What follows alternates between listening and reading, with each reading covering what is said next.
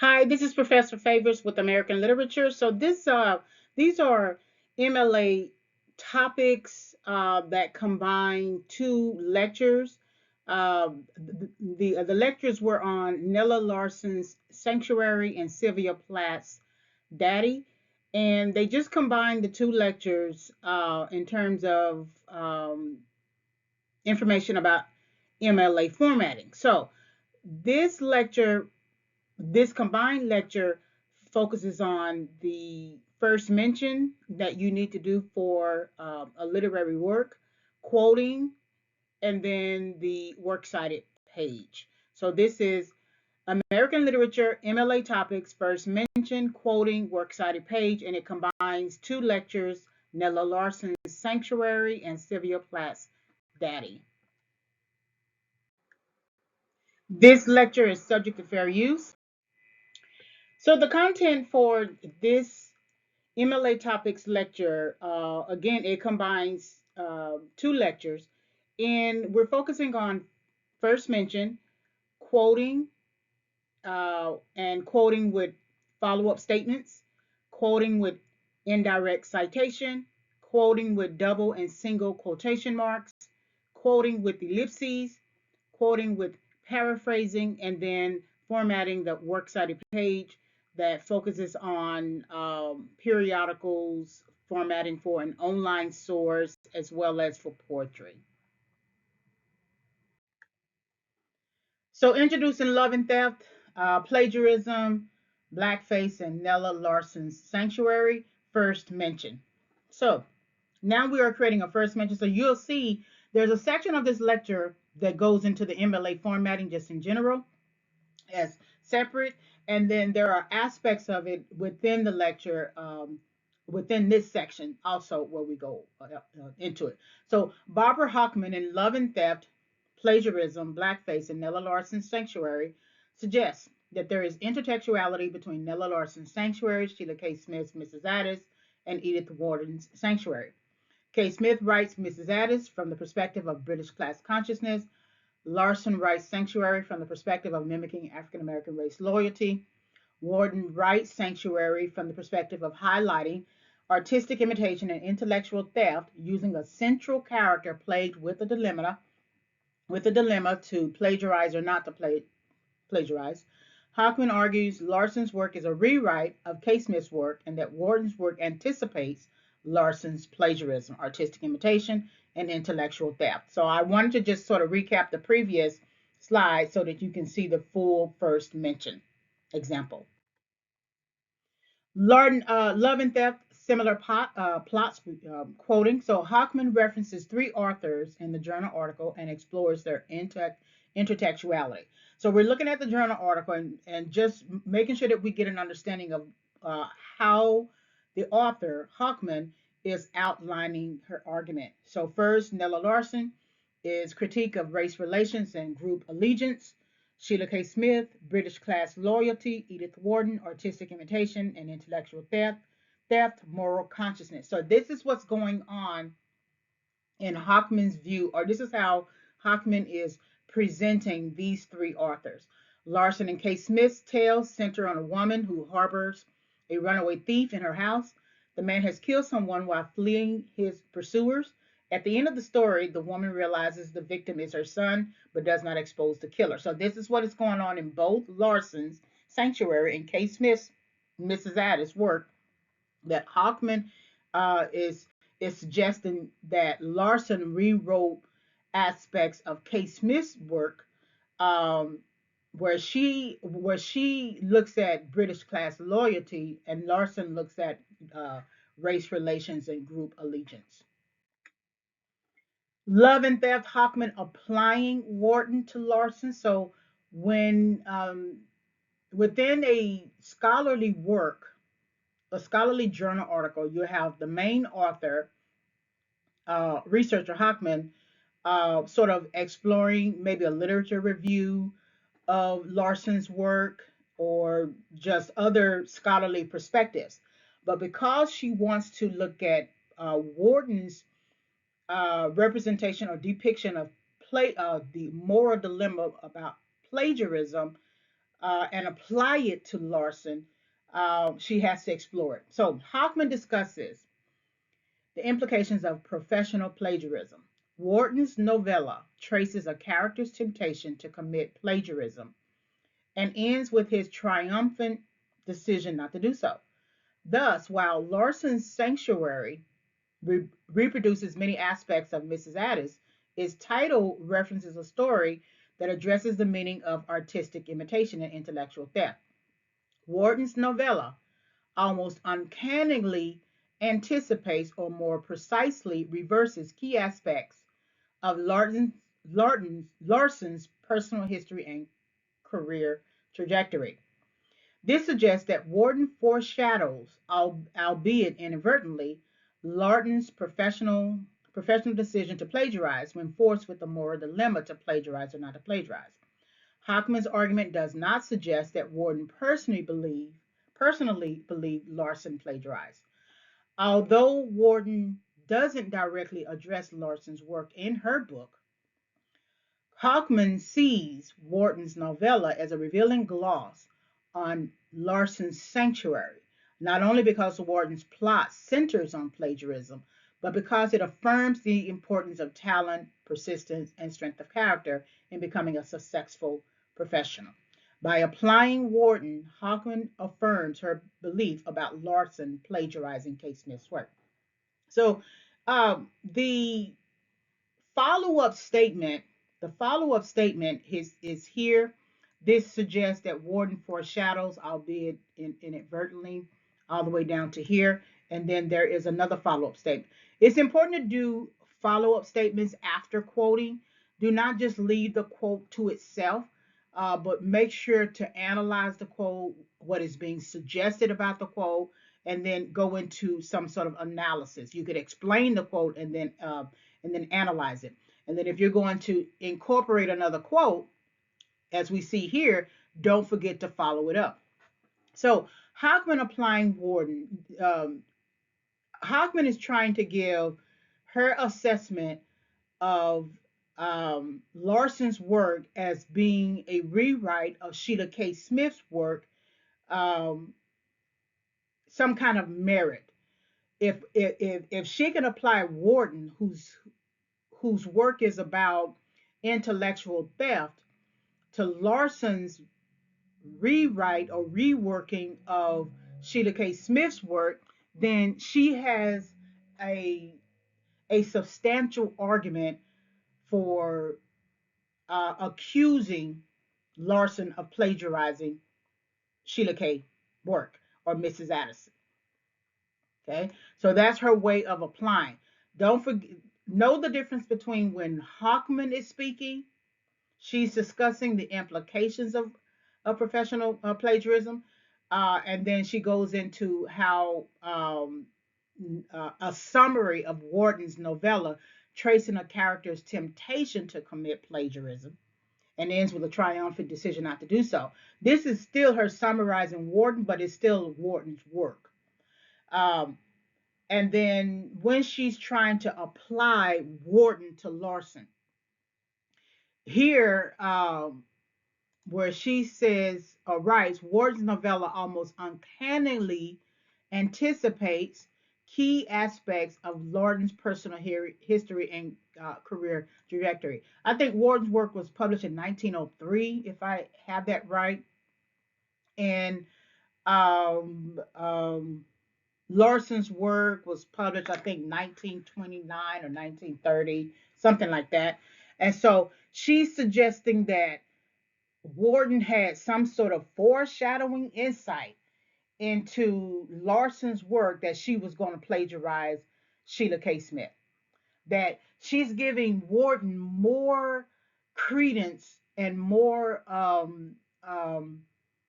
merit about being sort of like this foreshadowing figure of who's going to plagiarize and who's not going to plagiarize.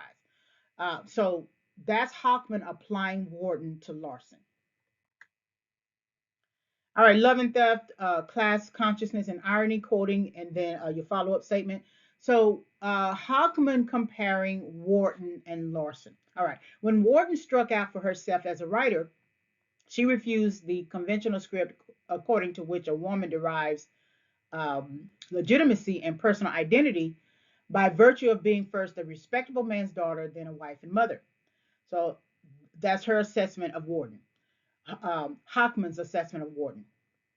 And then in Larsen's case, the liability of gender was compounded by her mixed race origins, working class background, and possible birth out of wedlock. By 1930, she understood that literacy, artistic talent, and determination would not enable her to rise above her origins as Wharton did. So even in just presenting Larsen, she can't really present Larsen without bringing in Wharton. Wharton is one type of writer, Larsen is another type of writer, but she wants to compare the two because she has a different agenda. So Hockman's criticism, using blackface strategies of mimicry and mockery, Larsen's last story subtly but caustically ironizes the values endorsed by Wharton's novella and K. Smith's tale. And so here is your follow-up statement. Hockman continues to affirm her belief that Larsen plagiarized K. Smith's work and uses both the class backgrounds of Wharton and K. Smith to explore Larsen's moral dilemma. Wharton is a white woman uh, from a background where she actually had an in-house library. Kate Smith is a white woman, but she's British, and so she is connecting. Even though she gives race here, mixed race origins, it's more along the lines of connecting their class backgrounds. Really, this is really about class more than it is about race. All right, Love and Theft, Hockman's assessment of Larsen. So now we're going to learn about indirect citation. We're quoting and we're still, we need to reference sources that we did not read. So when you quote from a source that references sources for which you did not read, you must tell the reader that you did not read that source by using quoted in, qtd.in, before the citation. Here is an example of source material. Quotation marks have not been applied, so this is on purpose. So in Sanctuary, Larsen abandons her former focus on articulate, educated, mixed race characters to depict Black failure, dialect, and violence in the rural South. Recent scholars have suggested that this shift of style and subject matter signals Larsen's alliance with Harlem Renaissance representations of the folk and implies an affirmation of race solidarity. So Hockman is quoting or referencing a source that she got this information from. Holer, 2006, on these pages, and Godfrey, 2013, on these pages. Okay, so that means that Hockman read this material, but we did not. I suggest instead that for her last piece of fiction, Larsen blackens up to ironize racial allegiance and the very practices of appropriation and imitation she employs. So when we represent a source that we did not read, but the author is referencing an entry, we place before it quoted in. The Hockman's assessment of Larsen is very critical in a sense that why does she depart from the articulate, educated, mixed race characters um, that Larsen created for Quicksand and Passing to now depicting Black failure and dialect and violence in the rural South? That's her assessment of Larsen's strategy. Now, the more that she gives attention to Larsen's strategy, it's very interesting that she still believes that she rewrote or adapted Sheila K. Smith's work. So that's something to think about. Love and Theft, Hockman's assessment of Larsen. So we're now looking at how to quote the quoting aspect, how to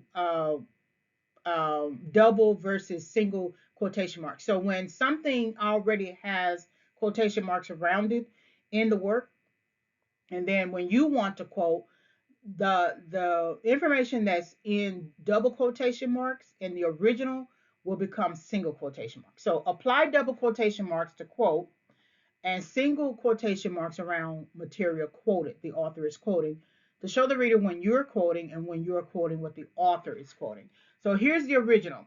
In Sanctuary, Larsen abandons her former focus on articulate, educated, mixed race characters to depict Black failure, dialect, and violence in the rural South.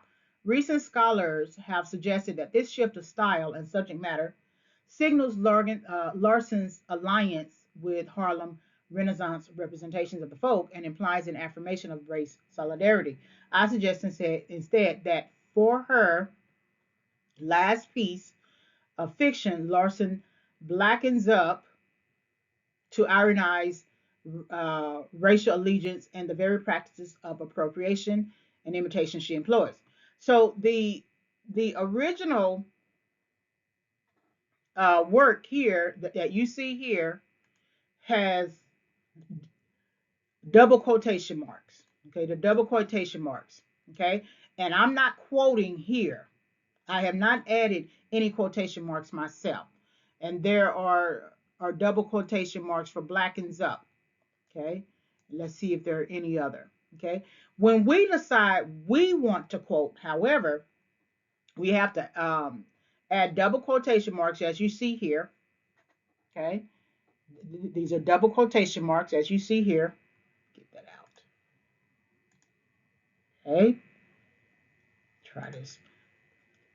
You have double quotation marks here, and so the original um, source material had sanctuary in double quotation marks. They become single in your quote.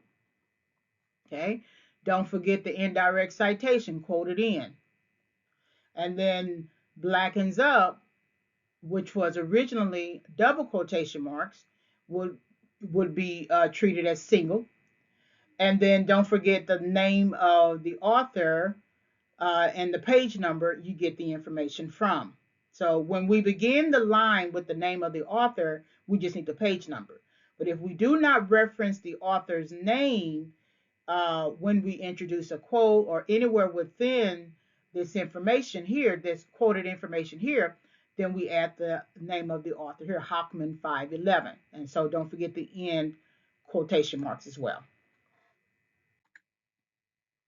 Love and Theft, three narratives plus Hockman's criticism. So Larsen's Sanctuary is in many ways a straightforward rewrite of K. Smith's text. Both tales center on a woman who harbors a runaway thief in her house. The man has killed someone while fleeing his pursuers. At the end of the story, the woman realizes that the victim is her son, but she does not expose the killer. So this is Hockman's way of presenting both texts and suggesting that Larsen has rewritten K. Smith's text. The above quote is a separate activity, but the following combines 2 pages. Note the use of ellipses and quoted here. And so we quoted here and we're still quoting now. So in Wharton's Sanctuary, Dick Payton is tempted to submit someone else's work to an architectural competition. His impulse to plagiarize is presented as part of his biological makeup, the result of inherited tendencies, bequeathed to him by his morally dubious father. In the novella's denouement, the aesthetic and ethical commitments of a devoted mother prevent Dick from committing his crime. Annie Poole, the mother in Larsen's story, has raised her son to be upright, generous, and industrious, but she cannot save him from a violent end.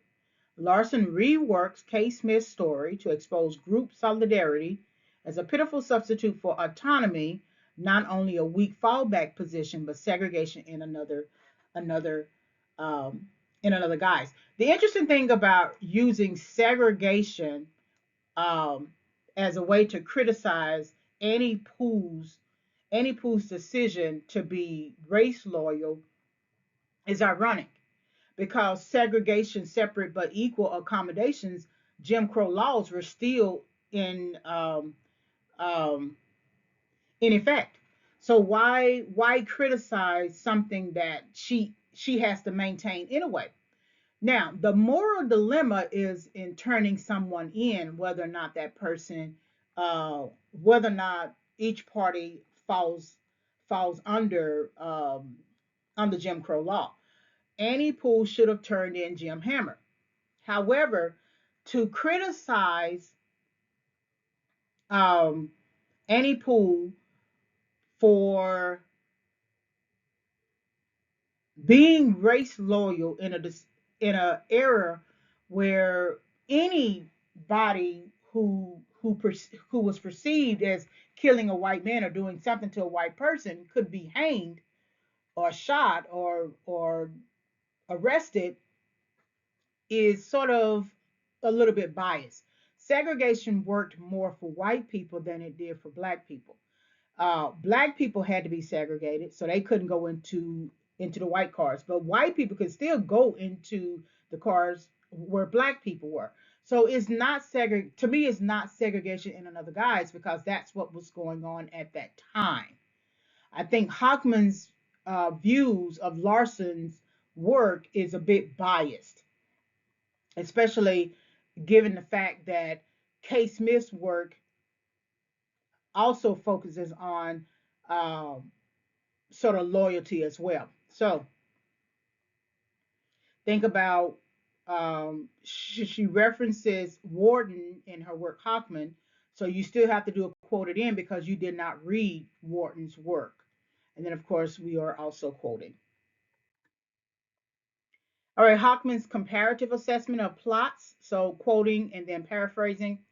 So Wharton's Sanctuary, the main character, Dick Payton, through his mother's appeals, resists the temptation to plagiarize and is redeemed from his inherited tendencies.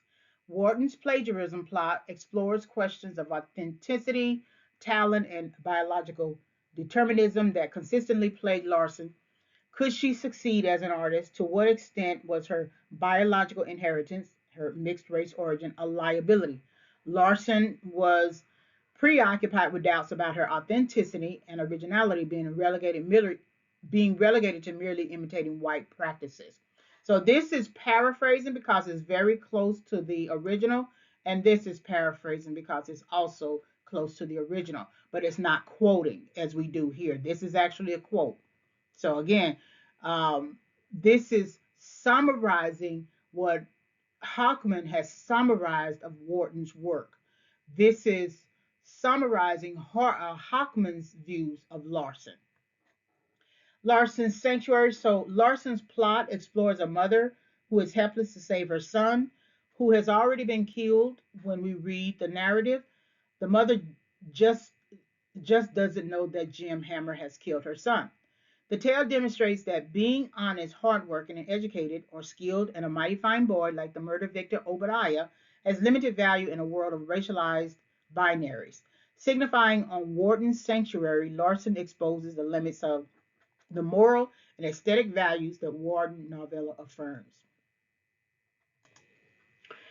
I kind of think that comparing these two plots between Wharton's Sanctuary and Larsen's Sanctuary is a bit imbalanced. Uh, but I think I see the strategy where Hockman is looking at Wharton's Dick Payton and his moral dilemma and his decision to plagiarize or not to plagiarize. And when he doesn't plagiarize, it benefits him. And there's this focus on authenticity and talent, biological determinism.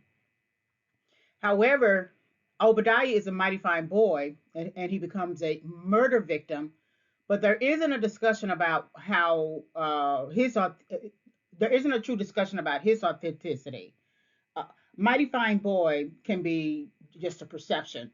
His mother calls him a mighty fine boy, right? Or the law enforcement calls him a mighty fine boy, but that doesn't necessarily suggest that both these works, just because Larsen decided to name her work, her short story, Sanctuary, and just because Warden's book is a novella is Sanctuary, doesn't mean that Larsen is guilty of plagiarism just because Wharton's plot is about plagiarism. It's about moral dilemmas. So if you focus more so on the moral dilemma, then you can see the mother or Dick Payton and Annie Poole and Jim Hammer faced with a moral dilemma. but to focus on this aspect of plagiarism and suggest that because Larson names her short story Sanctuary, and it must have been because she wanted to copy Wharton's Sanctuary, um, and the plot or whatever is implied because she decided to copy, use the title Sanctuary. She's suggesting that Wharton ideal about plagiarism as a plot within her work is some sort of foreshadowing of Larson uh, plagiarizing Sheila K. Smith's work. I don't think these two plots work, but they're just kind of interesting for right now. Love and Theft, Hockman's bases for Larson's doubts. So in Sanctuary, Larson departs, and we're paraphrasing. In Sanctuary, Larson departs from previous strategies that presented characters as articulate and educated to representing characters as examples of Black failure using dialect and Southern violence. So anytime you have work that's kind of close to the original that the author is writing, you always it's either a direct quoting activity or you add a citation for a paraphrase.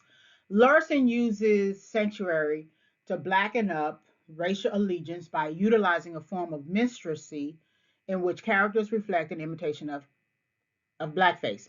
Larson initially began her career as a nurse and then became the first African American to earn a library school diploma. During her time working at the Harlem Library Branch, she decided to become a professional author, hoping that in becoming an author, she could move out of her current racially marginalized position and family background and move into artistic production. Larson's background is available online. We can find information about it.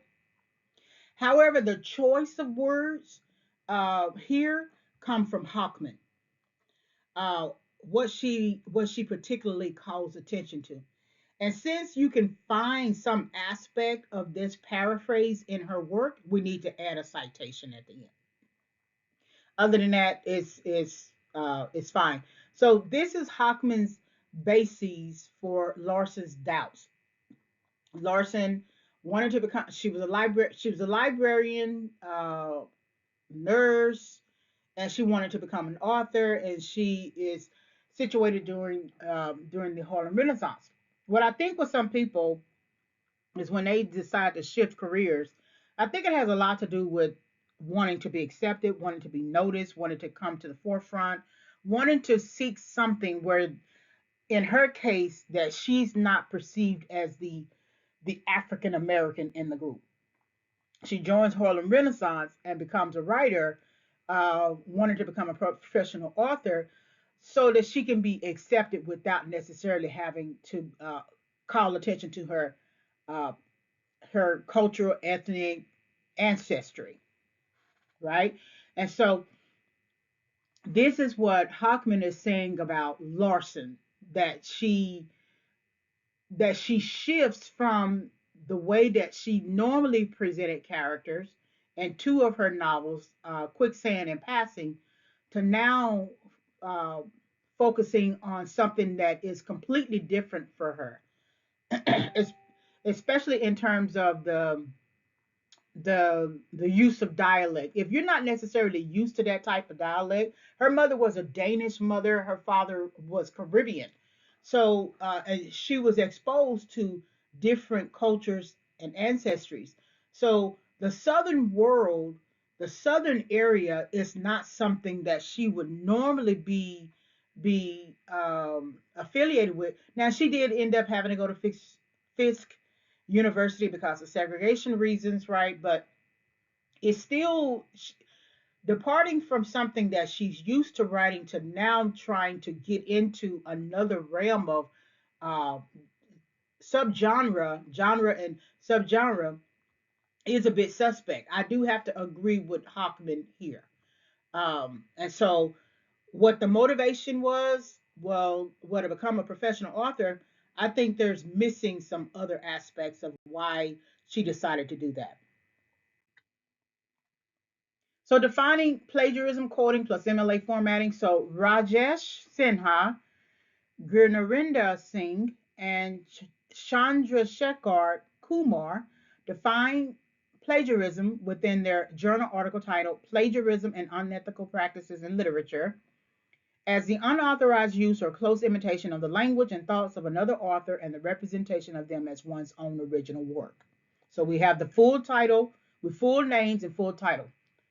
The authors provide a literature review of key terms, types of plagiarism in specific health professions, context, ideal stealing, ethical considerations, and misconduct. Sinha et al. So once we have provided the full names, we only need to refer to them in et al. Sinha et al. Explore specifically how plagiarism can ruin someone's career, causing that person to be forced to leave their profession. For example, in referencing the entry Caval, the authors explore a Norway doctor who admitted to fabricating results in a medical journal. The researcher, duly qualified in dentistry and medicine, immediately admitted fabricating the results. As a result, the researcher lost his authorization to practice medicine and dentistry. The authors suggest that more attention should be given to the peer review process. So this is basically introducing this source, just giving a rundown. It's about 5-6 pages or so, and so figuring out which one of the entries, it works kind of like an annotated bibliography, but it's more along the lines of a literature review on the topic of plagiarism in the health professions. And so one of the entries is on Conval. So uh, remember that full names, including first and last name, full full title of work, formatted in quotation marks. And then when we do not begin the sentence, uh, if we begin the sentence with the names, we don't need the names here. And once we have introduced them, we can do an abbreviated form of their name, of the authors. Um, and then um, and then even in a citation, send out et al. 484, because when we go to the works cited page, we'll see the full names of the authors. So applying plagiarism and unethical practices in literature to Hockman's Love and Theft. So remember, Hockman is your primary scholarly perspective because Hockman is the one who is exploring Larsen's work, not plagiarism and unethical practices. So Larsen's Sanctuary is in many ways a straightforward rewrite of K. Smith's text. Both tales center on a woman who harbors a runaway thief in her house. The man has killed someone while fleeing his pursuers. Larsen reworks K. Smith's story to expose group solidarity as a pitiful substitute for autonomy, not only a weak fallback position, but segregation in another guise. Larsen's final story does not allude to Mrs. Addis, but in reproducing Wharton's title, it gives a text that is vulnerable to charges of plagiarism, the name of a novella that centers on the temptation to plagiarize, which suggests that plagiarism always involves a component of brickmanship. So these are 3 quotes from Hockman's work to look at. So when you're thinking about applying a secondary scholarly perspective, think about the quotes that you want to use. So these are 3. This is the first one, the second one, and the third one.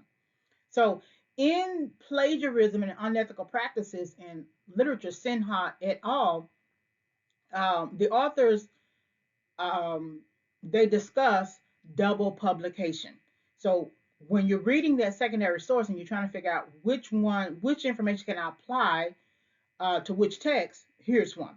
Hockman is likely accusing Larsen of double publication, which Sinha et al. Define as a practice which involves repeat publication or attempts at publication of text, figures, or data in any form of publicly available media without citation in a later transcript or manuscript.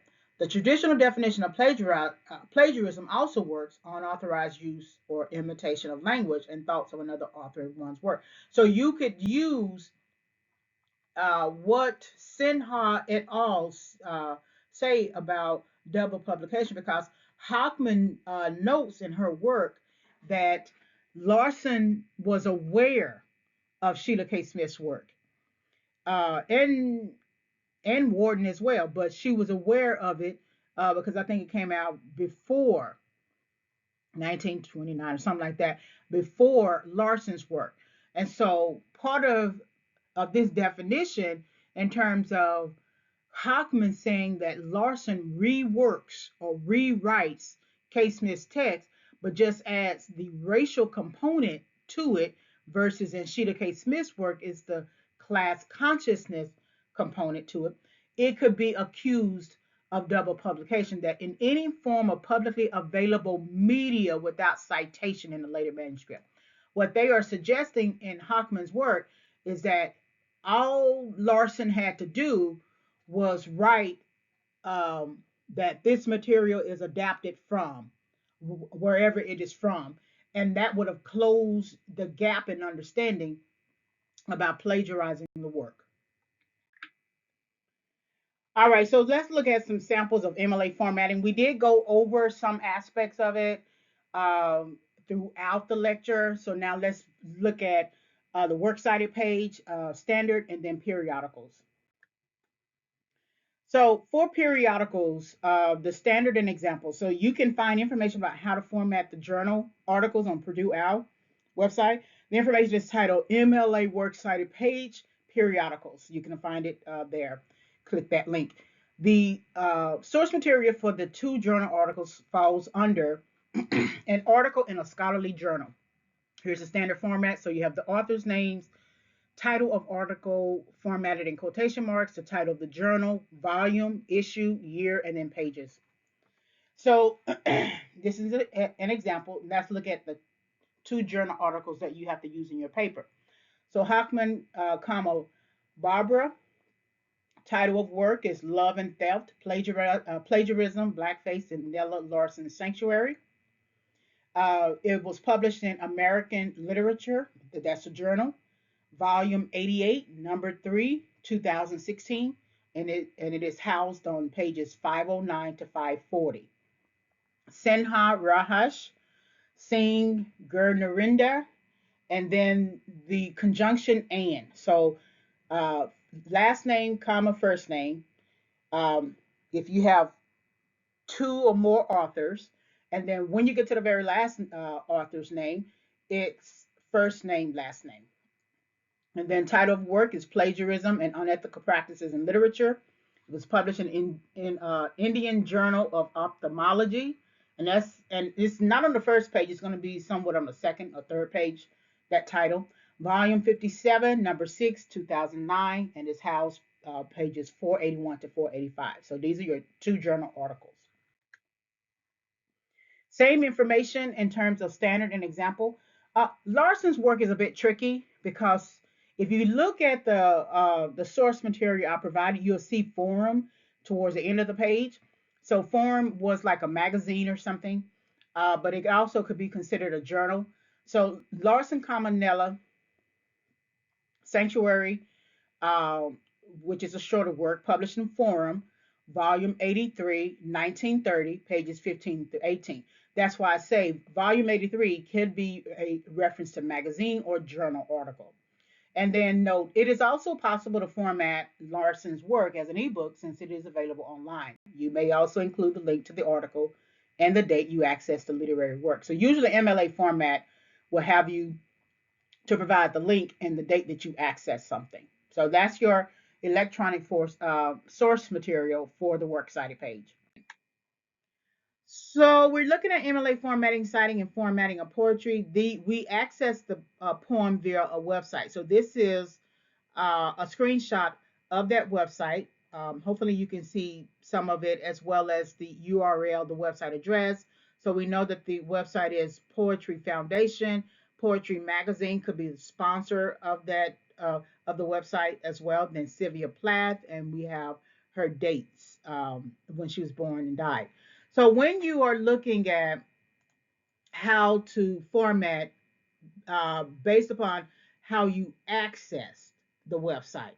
So the guidelines are going to be author, the poem title, original publication year, title of website in italics. That's going to be Poetry Foundation here, website publisher, Poetry Magazine, and then date of publication.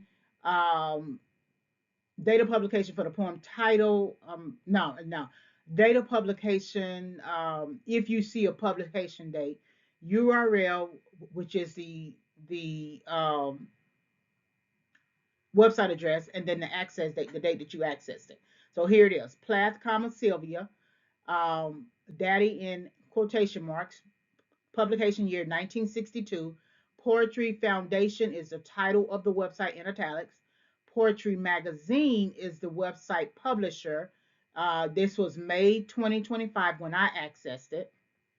And then this is the link that you see here.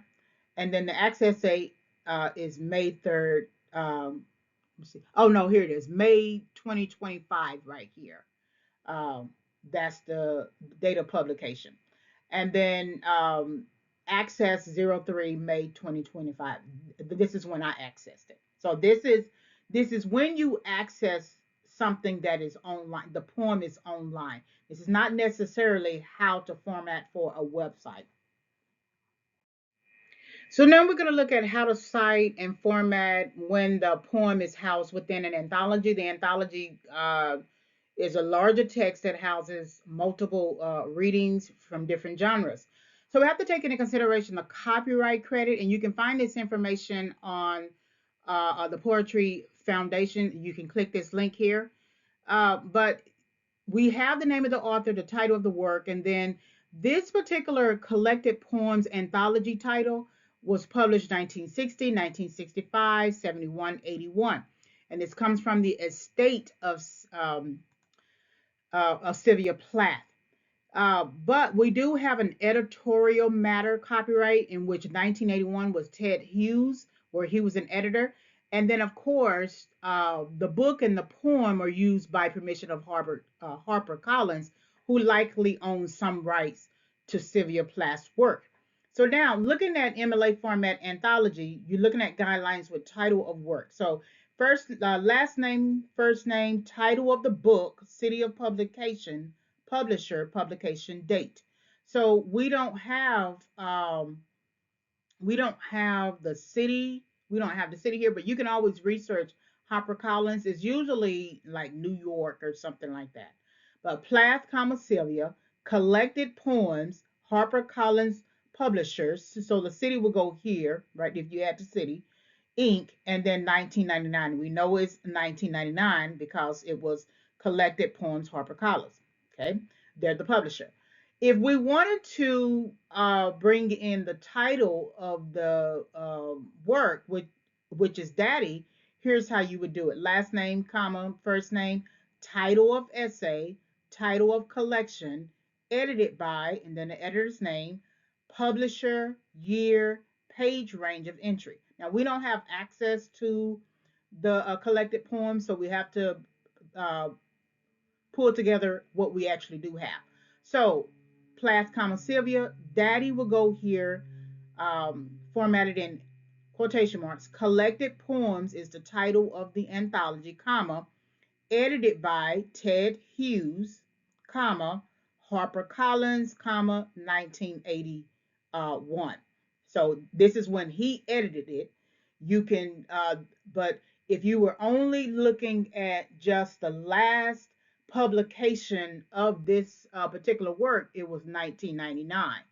But if you're going to bring in the editor's year, the year that the editor edited that work or collected poems, you have to add that here. And you don't need any other editor.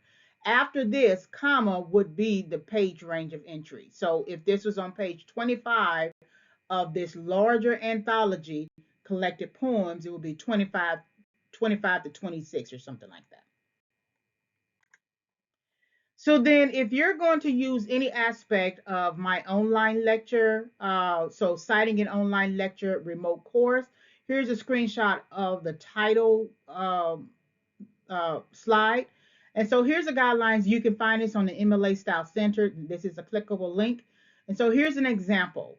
of that's on the website subject to fair use. So Smith, Joanna, lecture on quantum mechanics, Blackboard, Utopia University, the year of the lecture, the website address of the school, and then a video recording as a reference. So here's how it would look, still in double space. So Favors, Regina, lecture on Sylvia Plath's Daddy, Bright Space, Dallas College. The day 03 May 2025 is the day that I finished it. This is the link, Dallas College brightspace.com video recording. And that's how you would cite an online lecture. And that's only if you decide to take information from the lecture. All right, so if you are citing poetry within the essay, that's in text, in terms of white website versus anthology access. So if you access the poem online, this is an example, stanza one, then you do not need to add quotation marks or anything like that. And then it will be quoted in Poetry Foundation because you accessed it from online. If you accessed it from anthology, then it will the same stanza, no quotation marks, then it will be quoted in collected poems. Okay, so that's how you would cite within the paper.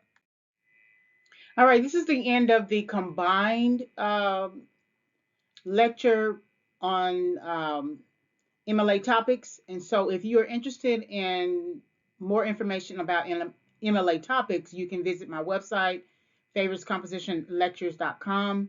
Click the MLA topics tab. You could also stay on YouTube, um, Favors English Lectures, and just sort of scroll down to locate MLA topics. They are separated sometimes by lecture, by module, and then just by general topic. Thank you very much for listening.